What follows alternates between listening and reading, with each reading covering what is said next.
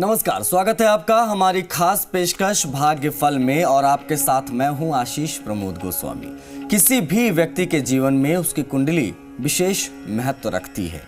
जन्म की तारीख, जन्म स्थान और जन्म के समय के आधार पर ग्रह नक्षत्रों की गणना की जाती है, जिससे कुंडली में मौजूद गुण और दोषों के बारे में हमें पता चलता है। कुंडली में मौजूद दोष जीवन की बहुत सी चीजें तय करते हैं। कठिन मेहनत के बाद भी परिणाम सकारात्मक ना मिले तो हो सकता है कि कुंडली में मौजूद कोई दोष आपके बनते हुए कामों को बिगाड़ दे। इसी विषय पर हमें विस्तार से जानकारी देने के लिए हमारे साथ जुड़ रहे हैं ज्योतिष परिषद एवं शोध संस्थान अध्यक्ष ज्योतिषाचार्य पंडित पुरुषोत्तम गौड़ जी। आचार्य जी, स्वागत है आपका हमारी खास पेशकश में। जी धन्यवाद। श्री राम जय जय राम, मेरे राम की जय हो। आचार्य जी, आज के विषय पर हम बात करें, चर्चा करें, आप इस पर प्रकाश डालें। उससे पहले मैं तमाम दर्शकों से अपील करना चाहता हूं कि अगर आपके मन में कोई शंका है, अगर आप कोई प्रश्न आपके मन में है, कोई प्रश्न आप हमसे पूछना चाहते हैं, महाराज जी से बात करना चाहते हैं, जुड़ना चाहते हैं, तो आप जो हम नंबर आपको बताने जा रहे हैं, इन नंबरों पर आप हमें फ़ोन कर सकते हैं। नंबर एक बार नोट कर लीजिए, नंबर मैं आपको बताने जा रहा हूँ। इन्हीं नंबरों पर फ़ोन करके हमसे आप जुड़ सकते हैं। पहला नंबर है 0120-7153-787 और जो दूसरा नंबर इस वक्त आप अपने टीवी स्क्रीन पर देख रहे हैं वो है 0120-7153-826। तो अपना सवाल पूछने के लिए आप इन दो नंबरों पर हमें कॉल कर सकते हैं, जुड़ सकते हैं और महाराज जी से आप अपना प्रश्न पूछ सकते हैं। महाराज जी, अब मैं आपका रुख करूंगा क्योंकि ये समझना ज़रूरी है। आज का जो विषय हमारा है कि भाई कुंडली का क्या महत्व है, किस तरीके से कुंडली से हम जान पाते हैं कि नक्षत्रों की गणना कैसे की जाती है, कुंडली में मौजूद गुण दोष क्या होते हैं। मैं चाहूँगा महाराज जी आप इस पर प्रकाश डालें।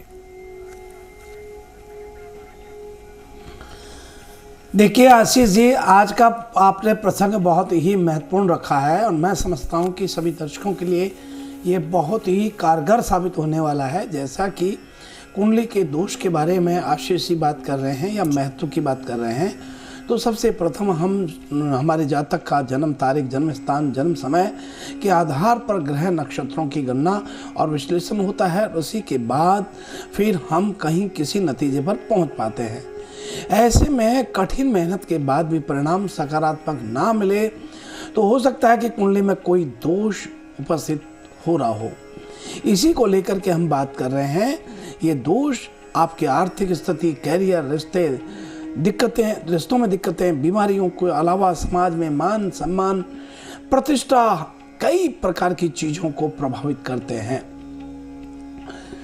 आइए सबसे प्रथम बात कर रहे हैं कि यदि आपकी जन्म पत्री में काल सर्प योग बना हुआ है, काल सर्प दोष का नाम सुनकर के लोग बहुत परेशान होने लगते हैं।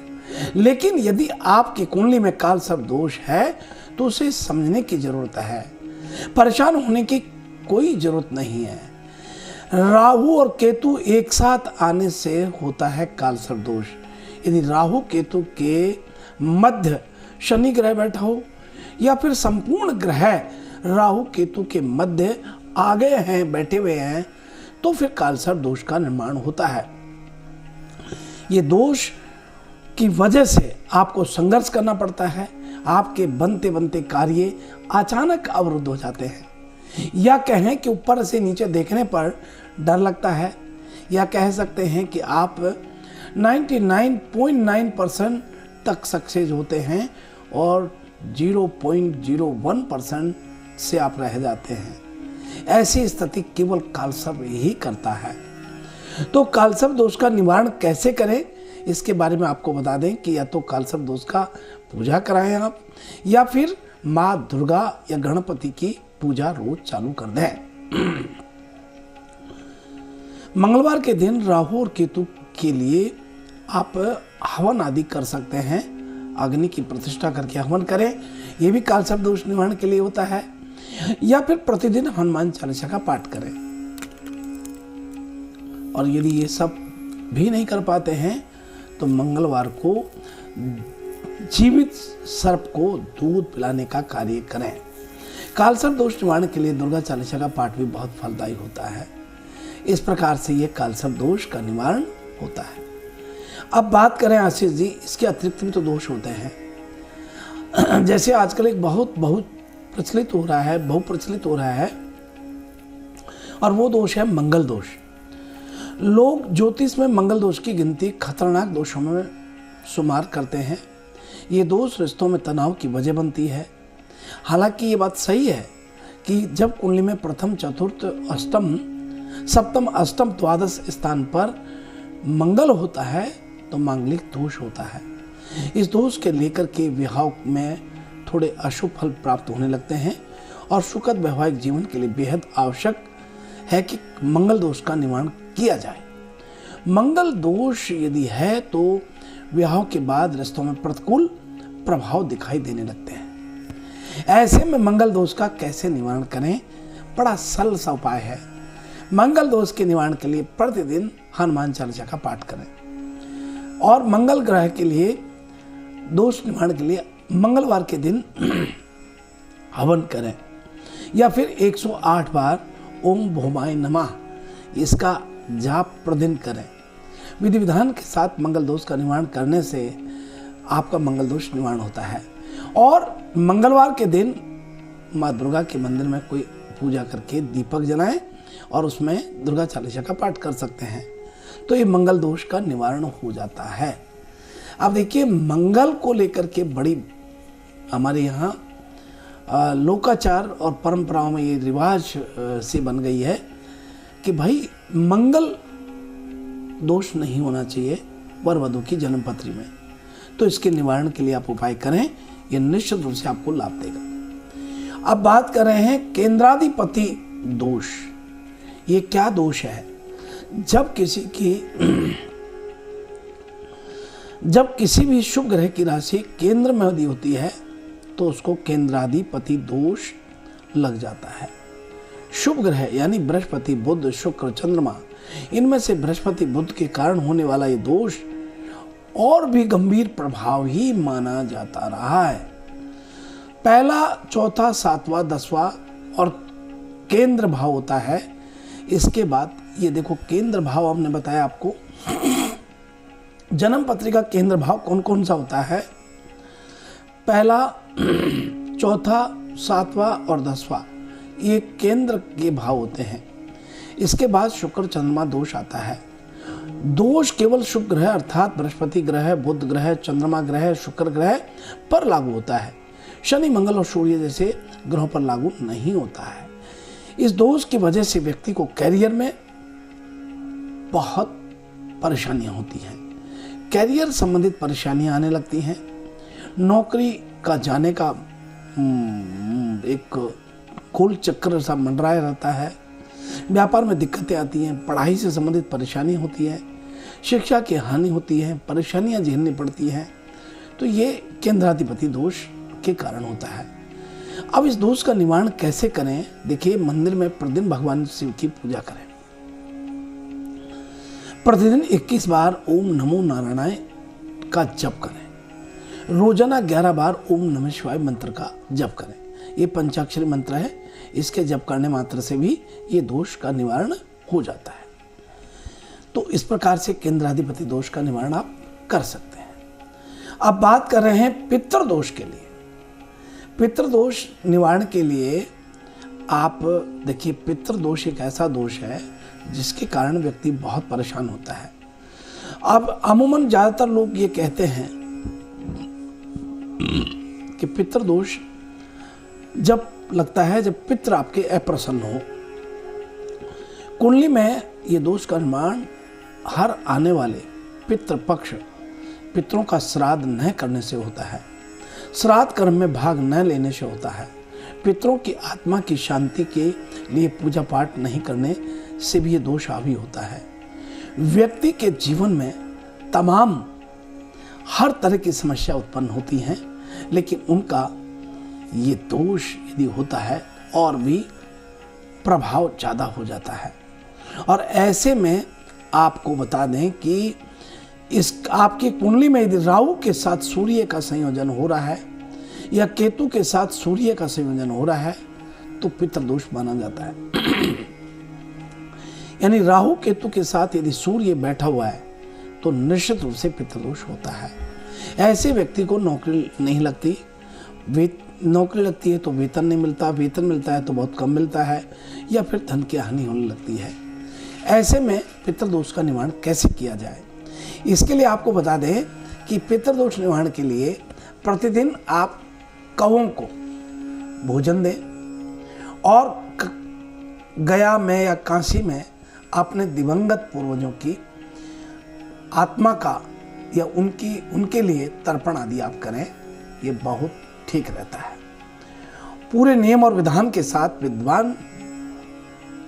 वैदिक विद्वानों के द्वारा पितृदोष जब निवारण आप करते हैं तो फिर आपको पितृदोष से मुक्ति मिलती है।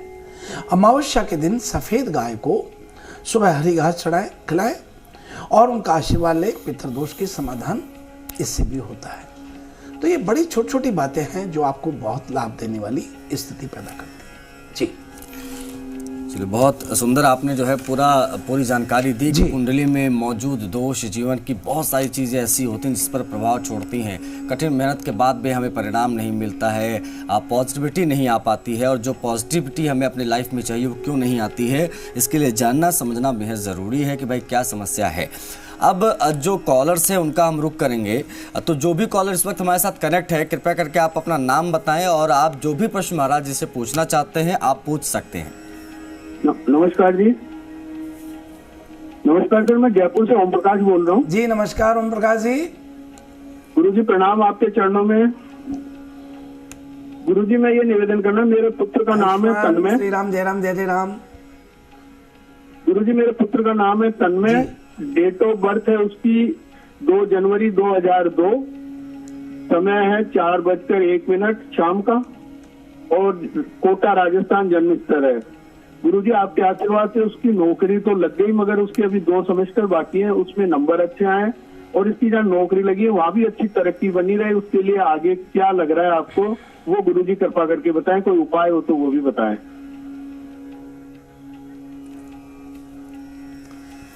देखिए, हमारे दर्शकों को हम बताना चाहेंगे कि हमारे दर्शकों में प्रतिदिन हमारे कार्यक्रम को देखने वाले, मैं समझता हूँ बहुत सारी लंबी लाइन है, और ये कार्यक्रम को देखते हैं। कार्यक्रम से जो हम इनको सुझाव देते हैं, सलाह देते हैं, उन्हें अपने जीवन में क्रियान्वित करते हुए आगे बढ़ते हैं।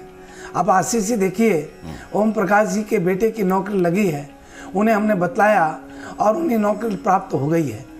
आज नौकरी मिलना, घर मिलना या उनके कार्य बनना, मैं समझता हूँ कि हमारे ज्योतिषीय सलाह के कारण होता है।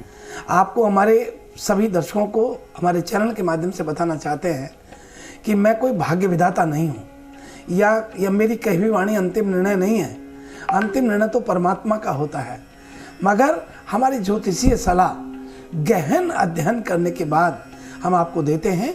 इसे आप गंभीरता से लेते हुए और जीवन में क्रियान्वित करेंगे तो अवश्य आपको लाभ होगा। और ओम प्रकाश जी बता दें कि इनके लिए प्रतिदिन यदि आप कर सकते हैं तो इनसे कहिए कि श्री नारायण कवच का पाठ बच्चा करने लगे। तन्मय नारायण कवच का पाठ करेगा, क्योंकि तन्मय ने वृषभ लग्न में जन्म लिया है।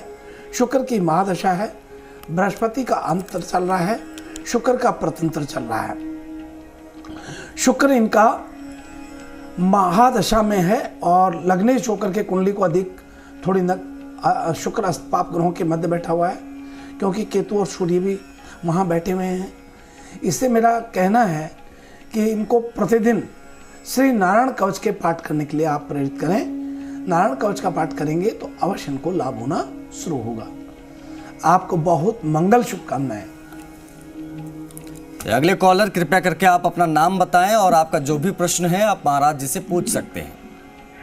आचार्य जी, मैं सुरेंद्र बोल रहा हूँ सुजानगढ़ से, और आपके चरणों में मेरा दर्शक नमस्कार है। हाँ सुरेंद्र जी, जय श्री राम जी, जय श्री राम। 8 जुलाई 1954 सुबह 6 बजे का समय है और जन्म स्थान है रतनगढ़ है। तो मैं आपको आज ये बोलता हूँ कि उन ज्योतिष ने जो बताया वो कि घर के मंदिर जो नॉर्मल नहीं है वो नॉर्मल नहीं है, इसलिए उस मेरे लड़के की प्रोग्रेस रुकी हुई है। तो उसमें रसोई का भारी सामान उसमें रख दो और उसको मंदिर की तरह यूज मत करो। तो इसके बारे में बताएं, क्या वहाँ रसोई का भारी सामान रख दें, उसको मंदिर की तरह यूज नहीं करें? तो आप बताएं क्या करें। देखिए सुरेंद्र जी, आपका बहुत हमारे भाग्य भल कार्यक्रम में स्वागत है, क्योंकि आप हमारे वर्षों से हमारे कार्यक्रम को प्रतिदिन देखते हैं और मैं समझता हूं कि आपने संपूर्ण परिवार के बारे में जानते हैं और कई सारी खुशियां आपको प्राप्त हुई हैं और जो हम आपको बताते हैं वो आप फॉलो भी करते हैं। लेकिन उसके बाद आपके बच्चे कहीं मान लीजिए इधर उधर पूछ के आ भी गए तो उसमें आपका तो कोई दोष नहीं है, हम इससे बिल्कुल नाराज़ नहीं है। लेकिन ये बताना चाहते हैं कि अपना अपना भाव होता है, अपना अपना विचार होता है। मैं किसी के यहाँ से, हमारे मंच से किसी एस्ट्रोलॉजर या किसी भी ज्योतिषी की कोई भी कटाक्ष या बुराई नहीं करने के लिए बैठा हूँ, केवल मात्र मार्गदर्शन करने के लिए बैठा हूँ। मैं इतना ही कहूँगा, मंदिर में कोई भारी वजन रखने से लाभ नहीं होगा। और कृपा करके मैंने आपको मंदिर का पूरा सलीका बता दिया था, इस तरह से आप अपने मंदिर को सजा के रखें और जहाँ भगवान बैठे हुए हैं वहाँ आपकी भावना है, श्रद्धा है, सारे कार्य बनते हुए चले जाएंगे। आप फिक्र ना करें। आप तो बिल्कुल बच्चों को कहें कि जो आप हमने बताया है वो करें, अवश्य उन्हें लाभ होगा। आपको बहुत मंगल शुभकामनाएं आपके लिए और बच्चे के लिए बहुत बहुत आशीर्वाद है। चलिए अगले कॉलर, कृपया करके आप अपना नाम बताओ, प्रश्न पूछें। हाँ जी, मेरे बेटी का नाम है करिका, 24 जुलाई 1984 का बर्थ है, गाजियाबाद 147 और पीएम। उसकी शादी में अभी तक हो रही है। लड़का कहाँ का होगा, क्या करता होगा, कब तक शादी होगी उसकी, बाहर जाएगी कि इंडिया में रहेगी? देखिए बहन जी, आपका बहुत स्वागत है हमारे कार्यक्रम में। हम आपको बता दें कि आपकी बेटी का शादी 2023 में ही बैठना है और 2023 के साथ ये शादी अवश्य बैठ रहा है। आप बिल्कुल फिक्र ना करें। यदि आपकी बेटी कर सकती है तो उनसे आप कहिए कि मंगलवार के दिन शिव मंदिर में गौरी की पूजा करें, और मान लीजिए गौरी ना हो तो पार्वती माँ की तस्वीर गूगल से सर्च करके निकालें और मंगलवार के दिन उनकी पूजा करें, अवश्य उन्हें लाभ होगा। और आपकी बेटी की शादी इसी साल नवंबर में 27 नवंबर से 13 दिसंबर के मध्य संपन्न होगा। आपको बहुत शुभ मंगल आशीर्वाद है। महाराज जी, अब समय हो गया है राशियों का, तो मैं चाहूंगा कि किसकी राशि आज क्या कह रही है उस पर आप प्रकाश डालें महाराज। आशीष जी, सबसे प्रथम बात कर रहे हैं राशियों में मेष राशि के लिए। आज मेष राशि के जातकों को बहुत अच्छा दिन रहने वाला है। आज आपका कारोबार बहुत अच्छा चलेगा, लाभ की स्थिति भी रहने वाली है। नौकरी में तरक्की के योग बन रहे हैं। कामकाज के उद्देश्य से प्रवास पर आज आप जा सकते हैं। व्यापार आपका विस्तार स्वरूप लेगा। बुजुर्गों की सलाह आपके लिए लाभदायक सिद्ध होने वाली है। विद्यार्थी वर्ग को मानसिक बौद्धिक भार से छुटकारा आज प्राप्त होगा। प्रोफेशनल स्तर पर अतिरिक्त काम का बोझ बढ़ सकता है।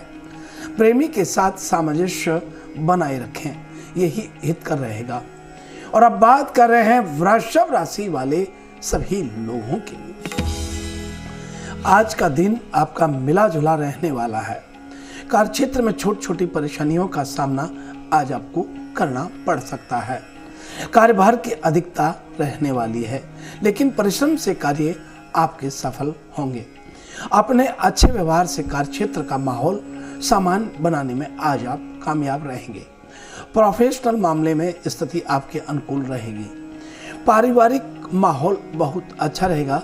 परिजनों का भरपूर सहयोग मिलेगा। आज थोड़ा सेहत का ध्यान रखें। और अब बात कर रहे हैं मिथुन राशि वाले लोगों के लिए। आज का दिन शुभ फलदायी रहने वाला है। कार्यक्षेत्र में आर्थिक लाभ मिलने के योग बन रहे हैं। परिवारजनों के साथ अच्छा समय बीतेगा। कोई शुभ समाचार आज आपको मिल सकता है। स्वास्थ्य के प्रति आज सचेत रहने की आवश्यकता है। पुराने मित्रों से मुलाकात आज आपकी हो सकती है, जो लाभदायक रहेगी।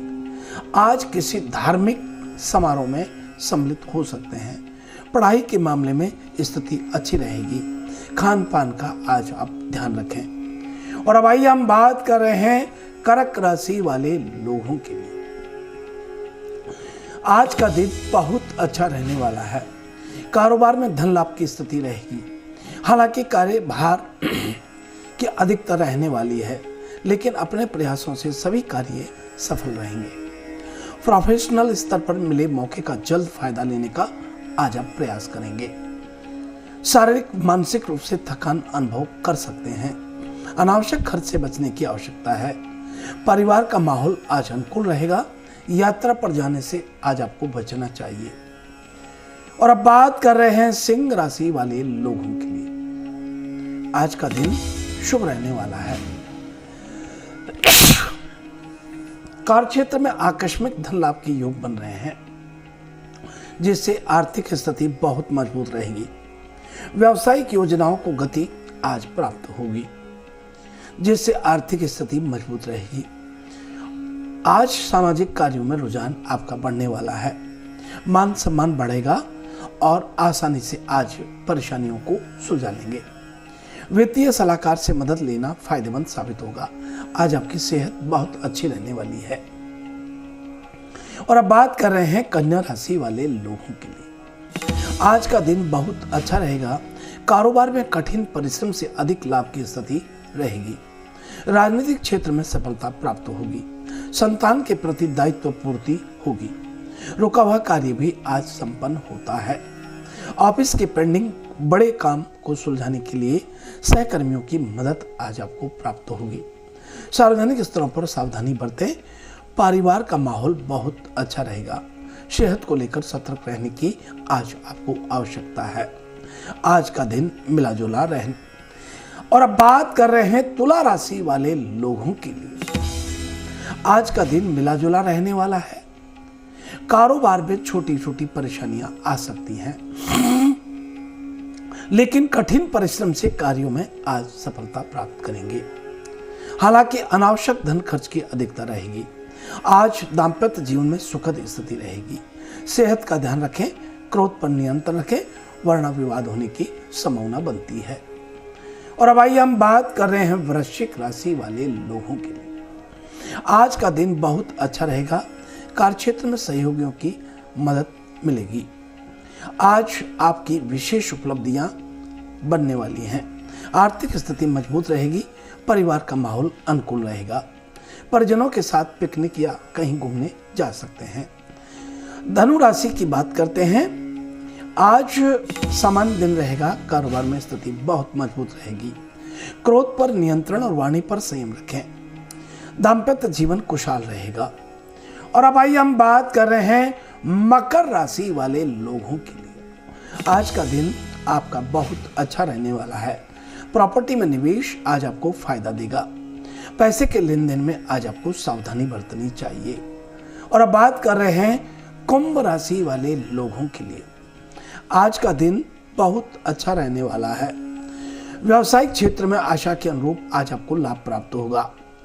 नए कार्यों की शुरुआत जोश के साथ कर सकते हैं।